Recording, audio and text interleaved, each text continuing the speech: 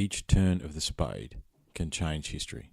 And on a planet that is literally billions of years old, what has actually gone on this planet since its creation? We don't really know very much at all, if we're honest. And understanding that the human race, as we understand it, Homo sapiens, have been around for 300,000 years, and that's human remains only, which roughly equates to 7,000 plus generations. We don't even know what we've truly done, and how many times we built and been destroyed by war or catastrophe or natural disaster.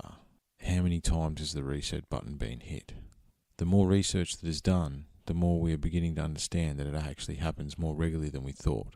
And we're going to dig into that a little bit further. However, tonight's podcast, The Big Jump, is with Woody, Angus and I. It's Woody's first snippet just after he did his interviews. This is a little bit later in the night. We did a bit of a tripod to unpack this one, and it was cool. I like this format. We're going to definitely continue to do these. This podcast was brought to you by Pure HK. You can find Martin and Pure HK on Facebook. That's the best way to get in touch with him. He does holographic kinetics. I've had a session with Martin, got a lot out of it. Also wanted to recognise Rowdy. He's on Rowdy Strum Music on Facebook. His songs are in rotation on the podcast. Demons in My Mind, Bathe in the Sun, Plain Lady Jane, Fair Dinkum Duet. And I think Demons in My Mind are we today. I think that one just spoke to me. Also want to recognise Craig at Craig Johnston Music. He's the one that put together the intro for us, and he's one of my oldest mates. And I know he's got a lot of big plans this year, and we'll have him on the podcast a bit later in the year so we can explore some of that. So just a reminder, guys, that's Facebook, Pure HK, Rowdy Strum Music, and Craig Johnston Music. To the new listeners, welcome. To those that have been with us since the start or loyal listeners, thank you very much. Really appreciate your time. Be cool, stay cool, and we'll talk soon. Cheers.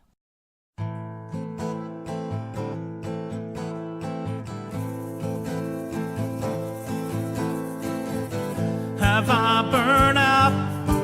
Have I blackened the ground? Will I fight back, find my strength again? Days have been gold, tomorrow losing their shine. Will I give up? I doubt it. I never turned to the bottle to wash away the demons in my mind. I stood up and knocked them down. Though I had a struggle till I seen the colored eyes of the kind.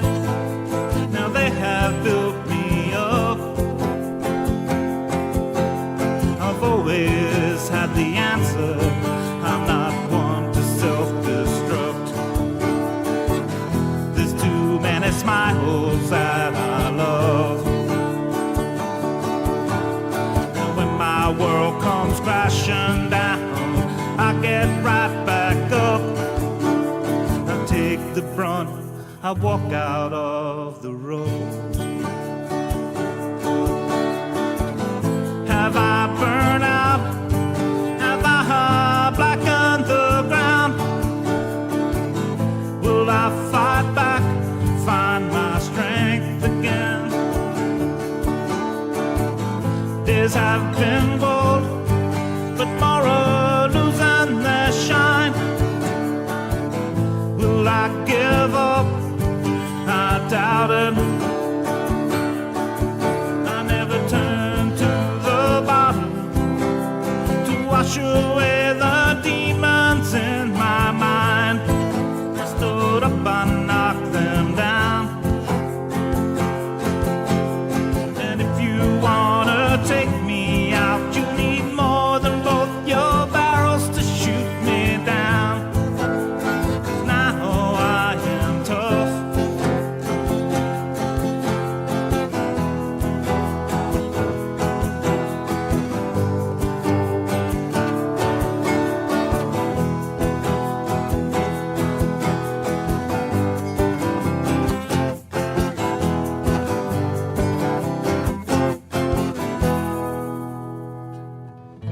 Have I burned out? Have I blackened the ground? Will I fight back, find my strength again. Days have been gold, but tomorrow losing their shine. Will I give up? I doubt it. Will I give up? I doubt it. Will I give it all away? No way.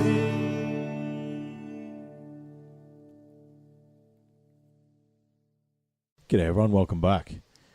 It's snippet time. How are you, Angus? Dude, this new gear. It's awesome, man. It is awesome. I'm loving it. Yeah. Good evening to Woody. How you going, brother? Give us a little Evening, fucking boys. skin. How are you? So we're Love back nice. again. It's actually mine and Woody's second podcast. We recorded Men of Our Time, Matt Thomason, before Angus has come and joined the party. Come in late, as usual. So I've got a snippet for you boys. So you guys, these ones, what we're doing for the listeners is that I'm dot pointing a lot of articles. I synthesize a lot of data, and I'm going to get the guests I'm going to read the articles, and we're going to get genuine reactions. And Yep. that's the plan with these things. We are going to make them a regular thing because I think they're very cool. I like the concept. Let's roll right in. Hit me with it, brother. The article is a big jump.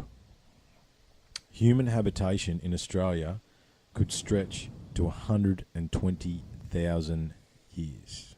Let me just start with, what are we running at currently? 70, 80? Around 80, yeah. Around 80. Around 80.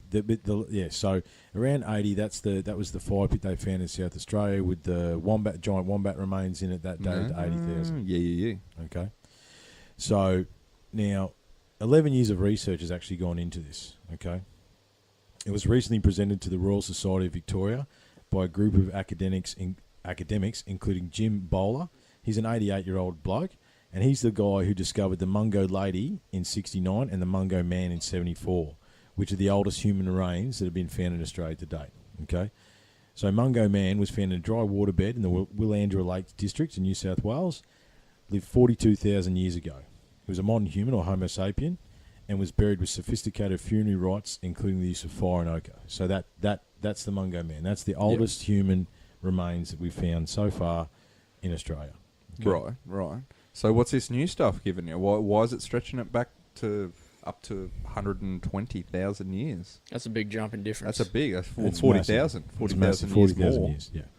So what we're looking at is it's new research at Moydill or Point Ritchie, okay, which is in What the Hopkins state? River district, Oh, sorry. Victoria, Cool. near Yep. Warrnambool. Yep. Okay, and the evidence relates to the presence of fire.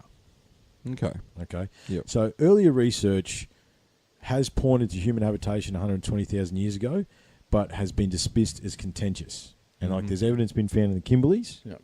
and up north. Mm-hmm. Okay, so but that was basically no, that doesn't exist. Yeah. Right, the usual doesn't suit my narrative type stuff. Right. Yeah, exactly. Or maybe even like, not to play maybe a little bit of devil's advocate. Give the mainstream guys a little bit of due.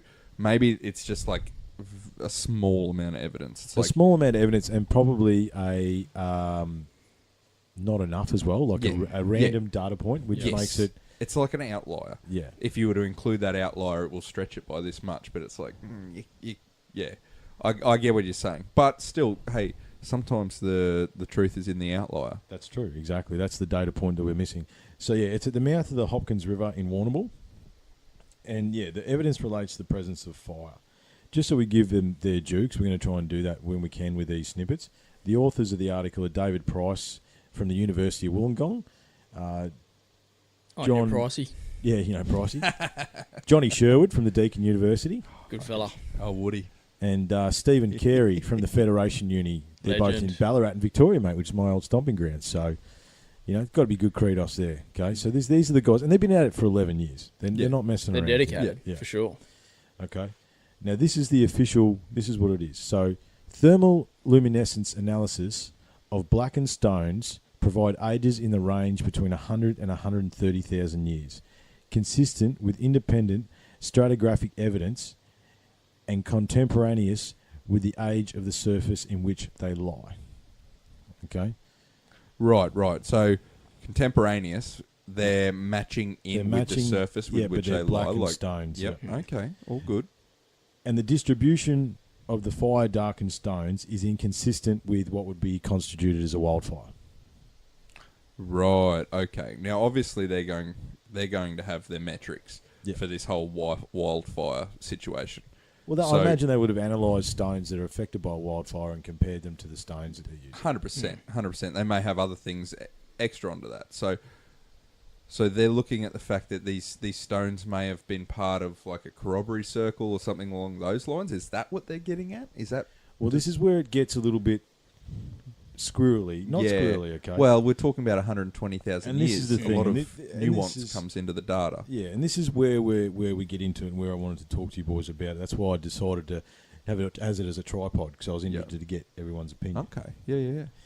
So, two Earth-like features closely associated with disconformity provide further indication of potential human agency.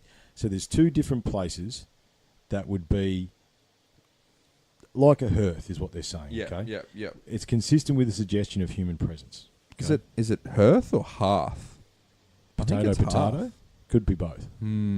Possibly. I said hearth without blinking. So Okay, we'll roll with that. yeah. Now this is straight out of the article because it was very interesting. It is a place of fire. However, the validity of it being a human fireplace is up for questioning. Okay. Yeah. That's fair enough, so- Which the thing is, it's a long stretch, right? You're coming from, you almost have to, I guess it's innocent before proven guilty in a way. Yeah, absolutely. So let's not just jump to the fact that it's humans. Let's look at all the other possible examples. Well, I think with 11 years of research and obviously presenting something that makes the human existence in Australia jump by 40,000 years, you got to cross your T's and dot your I's. 100%. Yeah, absolutely. Yeah. Yeah, you know what I mean? 11 years at the site, evidence suggests the collection of blackened stones were a hearth or a hearth. Yep. Okay? Yep. And that's basically where it ends. They've presented that and Mm-hmm. basically said, we found a place of fire that dates to 120 to 100 to 130,000 years ago that is in two different places, which is inconsistent with wildfire. Is it it's a place of fire. However, was it a fireplace? You don't know. Yeah. Right? Well, and just one place I would like to take this is the, I might stuff up the name, but it's, you know how you've got your, like, Aboriginal heritage, like, consultants, I guess? You know how you've got, like, Aboriginal people that are, like, part of a team that will scour a place before development Well, for any artifacts It's and stuff interesting like you that? say that, mate, because this actually was done with the Eastern MAAR Aboriginal Corporation, the Lunditch Mirring Traditional Owners Aboriginal Corporation, and the Kooyang Ma Aboriginal Corporation. So it was Yeah. done in conjunction with the Indigenous people down there. And that's exactly kind of what I'm getting at is by including those guys. I've worked with them on site before, and you really have to have a keen eye to tell if something's been tampered with or not, if something's an artifact or not. So to have the 11 years of the guys from the universities and stuff like that, but also then the Aboriginal side of things as well coming in to back that up. Context. Because exactly, to give it context, because in this instance it's saying whether a group of rocks has been tampered with, if it's had human influence or not. And there's so much nuance there. Like, many times I've been to many Aboriginal sites at the back of, like, Obi Creek area. There's a few sacred areas there. I've been there with gentleman Stephen Flood, and without a guide, it's very hard to tell what's natural and what's not. You know what I'm saying? So with that trained eye, I think that's where this can hold up to some skepticism, because they've gone the full route of including everybody who may be a professional in this area. And they haven't gone and said it's actual evidence. Because one of the other things in the article it did say was there's no other evidence. Yes. That's it. Yes. Right? So... No tools, no bones. They're intelligently staying scientific. Yes. They're not jumping on a soapbox and being like, it's definitely this. Yeah, it's definitely this. We found Bigfoot. Yeah. 100%. I mean, it has to be... It's I suppose, in this Jim Bowler, so the 88-year-old guy, he's the geologist from Australia. He's done a lot of work, found the Mungo man, the Mungo lady. He's deep. He said that it's moved from a possibility that there was people here 120,000 years ago to a probability. Yeah. That's what he said. You know what I mean? I suppose where I wanted to take the conversation now that we have that information, it's like we've talked a lot on the podcast before about space of time. 120,000 years is a long fucking time. What is going to be left? Would there be bones left, I wonder? Well, if they were affected by fire. Yeah. Well, the thing is, even just Earth moving can grind it into just dust. Yeah. At that time. And it's at the mouth of a river, don't forget, as well. Yeah, well. Flooding. Australia's renowned for having 4 natural disasters at once. You know, fire, flood, you'll have snow in the highlands, etc., etc. Yeah, definitely, yeah. And the fossil records, the fossil record is hard. It is. You know, you've got to have a specific set of circumstances basically you need the planets to align. Yeah. For stuff to get preserved. Yeah. Otherwise, like you say, if it's left out in the elements, it's gone. It's gone. It slowly breaks down. UV will break it down. And bone is actually petrified minerals. It's not the bone. Like fossils. Fossils are petrified minerals. Yeah, it's not the bone. The bone's long gone. There's the cavity that's left by the bone. Exactly. It's a process of it's kind of like osmosis. Yeah. Whereby minerals come in and replace the cellular structure of the material. Yeah. So yes, there's no bone, there's no DNA left. It's all mineral, is what it is. So yeah, that's why you can't carbon date that sort of stuff. No, you can't. You've got to. It's all about strata. Yeah, where you dig it up out of the strata. I mean, even the stuff I've read on carbon dating isn't exactly. It's not really an exact science. No. You know what I mean? It's squirrely. Yeah. It's very squirrely. Yeah. And you can very easily get contamination. Absolutely. That'll throw out your data set. Yeah. And I suppose, obviously we've talked about on the podcast before, the fact that the oldest human remains are now pushed out to, 300,000 years, yeah? So the fact that could have there been Indigenous Australians here 120,000 years ago, why not? Well, let's look at where they had to come from. Like if we're running with the cradle of human of man being Africa. Yeah, it's really just a hop, skip, and a jump away. Well, are they walking or were they boating? Exactly. And how far did they come across that coast, like across India and stuff like that, like through that area? So for them to be here, let's just do the math quickly. 120,000 years ago, and we're saying human remains at 300,000 years. So there's 80,000 years where they could have got halfway towards here. Absolutely. And then developed some kind of nautical transport because, and then skipped the rest of the way, fast forwarded. Yeah. So is it possible? I think it is. You always get your sprinters. Yeah, like out of any movement, there's that certain group that'll be able to move faster.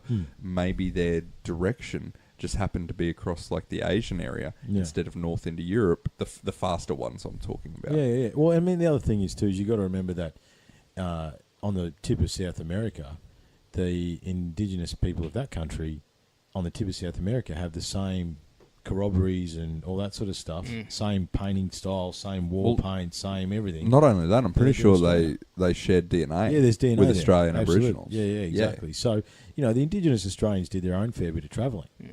You know what I mean? And I don't think, why wouldn't they be here? What do you reckon, Woody? I mean, it's so tough. There's so many different possibilities. Unless we actually get, aliens coming down and telling us what happened, because there's always that theory that, the aliens were here and then they left, yada, yada, yada. That's why you're getting all these different meridian lines and different cultures matching up with different symbols.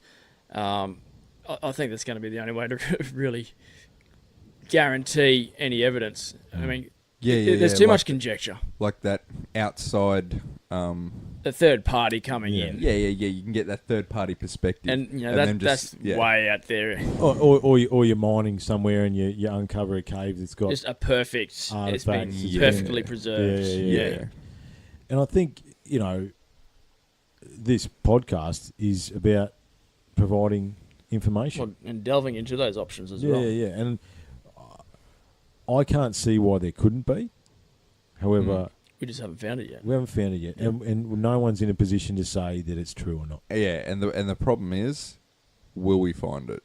Because some of the problem with Australia is geographically we're a very boring continent. We're super flat compared to anywhere else. We don't have like the Rocky Mountains, the Himalayas, that sort of thing where large cave sort of structures develop. Yeah. That could have preserved things. A lot of things are very open, very exposed. Yeah. And like I say, man, we get, what do we got? Cyclone coming down through the NT at the moment. Like everything out. Just, that we have these large events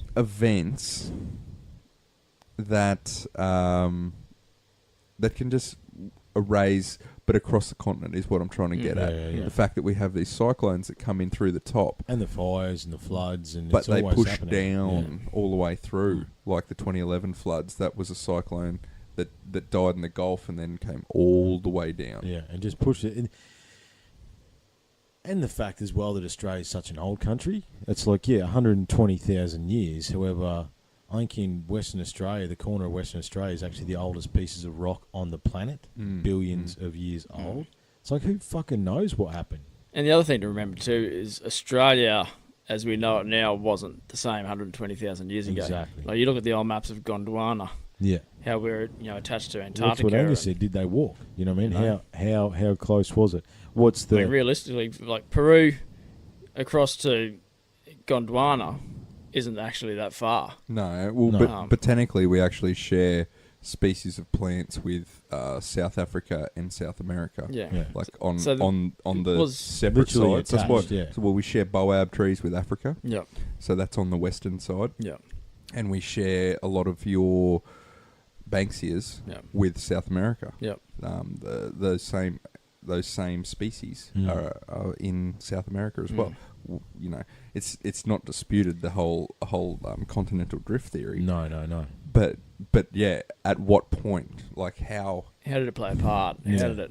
And we're guessing across those expanses of time. Were there ever, like, how correct is our model? As in, could there have been a longer period of time that they were possibly joined up and they split at a faster rate? That kind of thing. You got to keep an open mind for those possibilities you do. When we're just dealing purely with a couple of projections. We're dealing with projections into the past. Yeah. Very minimal evidence stretching back those huge spans of time. And we don't understand those spans of time either, I think, as well. That was what I was wanting to get at as well. It's like, we don't understand 120,000 years ago, man. No. You can't. You don't. No. So, who knows? Well, we've spoken about it before with possible advanced civilizations. There is such a length of time from horse and cart to where we are now. 150 years. Exactly. And then you blow that back across 120,000 years. Mate, Australia could have come and gone 20 times. You never know. We never know. Well, we did get hit by a meteorite ourselves in Western Australia. I think that was around 80,000 years ago. Yep. I think it hit off the coast of Western Australia. I don't think it hit, but it was quite large. Yep. because there's the rolling wavy hills. Randall Carlson's talked about those before. Oh, Like yeah. shockwave results. Yeah, shockwave results. You mean yeah. like that wave rock in Western wave- Australia? Yeah. Yeah. Yeah, it was nice, similar to like the the one that Graham and Randall. Oh, the described, rolling one. wavy hills, The as in rolling. the The, ripples, like the ripple, yeah. the runoff ripples. The runoff ripples. Yeah. So I think it hit. They say it maybe hit just off the coast and created a massive tidal big wave, that pushed tsunami. it and then Yeah. retreated. Gotcha. Yeah. So I mean, that was about 80,000 years ago. So you're still playing with 40,000 years after that. So you know? there's nothing saying though that early migration to Australia or Gondwana didn't happen in a couple of different waves. The Absolutely, first wave wasn't yeah. wiped out, the second wave wasn't wiped Yeah, out, but the yeah, third one made it. Yeah, There's- exactly. you know, some of the best evidence might be buried underneath the sea in between here and Indonesia, You never Yeah. know. You know, Yeah. because that was the that's shallowest our- place to cross. That's our land bridge That's up our through land the Torres bridge. Strait. You know, Absolutely. Torres Exactly. Strait, PNG. So there's going to be And evidence that is still buried underwater. We've got to remember too that even 13,000 years ago, that entire chain of islands was 400 foot lower than it is now. Yeah, And there's millions of square kilometres that are now underwater. yeah. And that was just 13,000 years ago. Yeah. You're timing that shit by 10. That's right. Yeah. That's right. Well, I mean, boys, I think the Earth's constantly changing.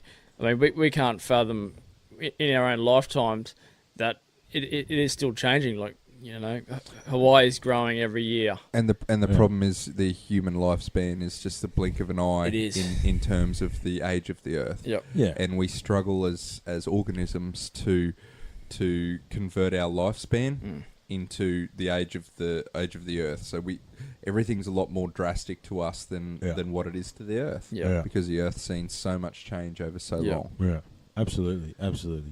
And I think it's constantly changing. And when I like the fact that these guys didn't say it's definite this or that. Yeah. I like that. Yeah. Because you don't know. Well, they're being unbiased then. Yeah, you don't They're know. presenting what they found and saying, hey, This is what we found. yeah, Take it or leave it. use this as something to work with. Yeah. Someone else might have found another piece of evidence, and they're gone, no, that's too out there, and they've waited until this has happened. They're Well, like, like hey, well, the- let's join this up and Well, see if like we can they match said, another piece of apparently there's jigsaw. evidence in the Kimberley. So maybe we need to go and have another retrace our steps into the Kimberley Yeah, and see what's there and see whether or not definitely. there's anything similar. But yeah, interesting, boys. You know what I mean? Blowing it out again. Everything just keeps getting older, man. Every turn of the spade can change history. Absolutely. If it's 120,000 down in Victoria, how old would it be even further up closer to the land bridge? If we're talking Exactly. exactly, land Yeah, bridge, exactly. they've got to migrate down that You know, far. it can take 10,000 years for a nomadic peoples to move that far. Absolutely. Well, they're only going to move if they're like If They're it's running out of food, or That's they're, right. or they're pressured to move on. That's Yeah. right. Yeah. Because They're either going to be nomadically, pushed down Yeah. or they're chasing It's, forward. or it's the not like everyone's just population- running towards as far as they can go No. and going, okay, well, that's as far, and let's work yeah, our way or back. we hit a No, it doesn't great work Australian like bite. Let's turn around. Yeah. Now let's start Start working. populating. Yeah, Yeah. that's right. That's right. It doesn't work like that. And look, man, I've spent a lot of time in Arnhem Land, and there's secrets hiding in there. You just know, like Oh, you you stop, can feel it. You can feel it, man. You stop because I drove from Goth to Catherine a few times, and that you're literally in the middle of fucking nowhere, and you stop, and I camp a night there, and it's just like there's something to that, and that would be the closest. That'd be where they existed. Oh, 100%. You know what I mean? Yeah. And it's like it's an amazing place. You know what I mean? And as Woody sort of touched on, we need to honour our traditional owners of this land and use their knowledge and maybe they'd actually share a bit more history if we were a bit more open and understanding. A bit more open-minded. Yeah. Yeah. You know. All right, boys, that's it. Thanks very much. Wrap you, it up, gentlemen. Snippy man. Well done. Good on you, boys. Talk soon. Catches. Cheers.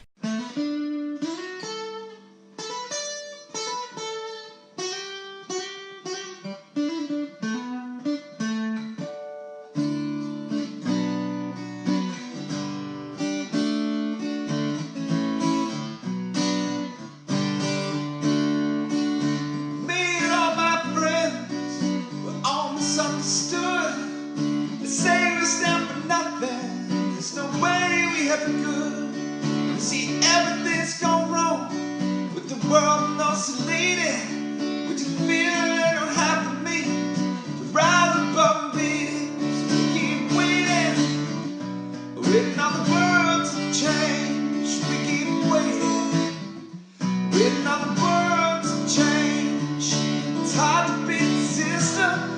I'm standing at a distance. We keep waiting, waiting on the world to change.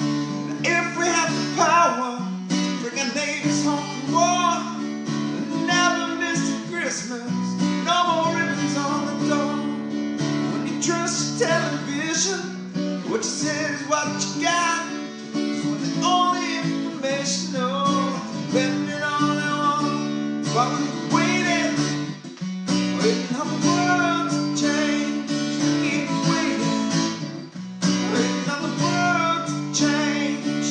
It's not that we don't care, we just know that the body ain't fair. We keep waiting, waiting on the world to change.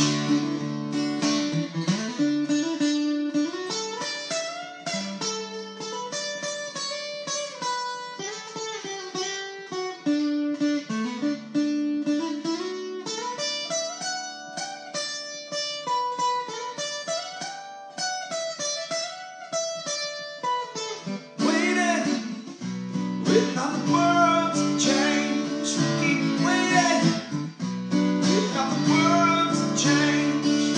Today our generation is gonna rule the population. We keep waiting, waiting on the world to change. We keep waiting, waiting on the world.